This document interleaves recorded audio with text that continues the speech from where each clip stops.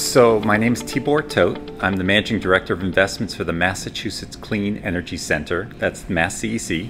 We're a quasi-public agency in Massachusetts with a mission of helping grow the clean energy industry in Massachusetts, helping the Commonwealth achieve its climate change, environmental, and economic development goals.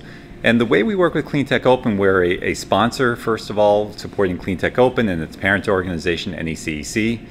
But we individually end up working very closely throughout the program with the staff and with the companies, the participants in the program.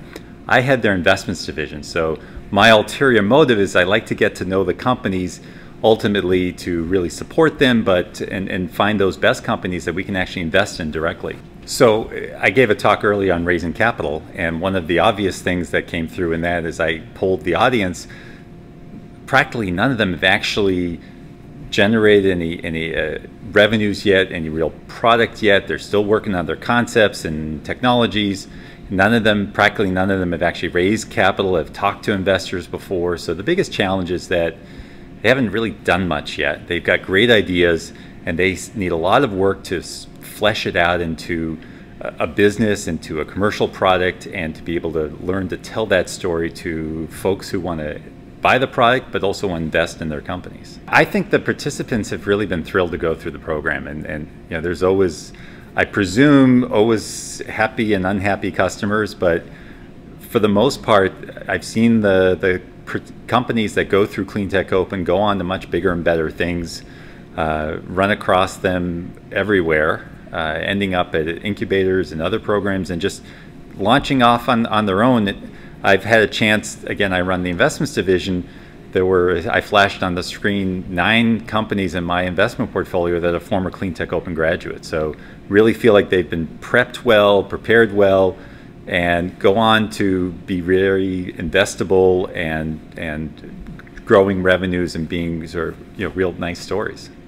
So I think that, you know, the current environment, it's become very binary in that there's forces that sort of push some companies to be you know, much longer, harder road, but they're also, it's very polarizing and mobilizing for others who are very passionate about it, and so a lot more has been happening at the support level, at the state level, like MassCEC, NYSERDA, California Energy Commission. We talk to our brethren in other states, and we're much more proactive than I mean, we've always been, but and also trying to work together nationally, I'll say, even though we're not a single federal unit.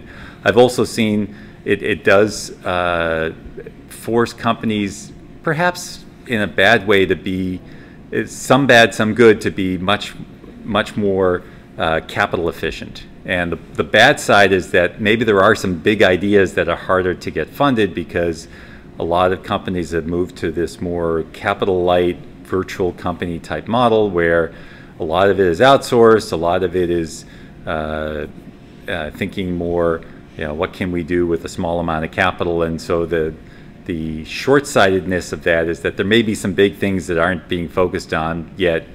At the same time, the bright side is that these are very achievable, fundable business models that are going forward and being successful.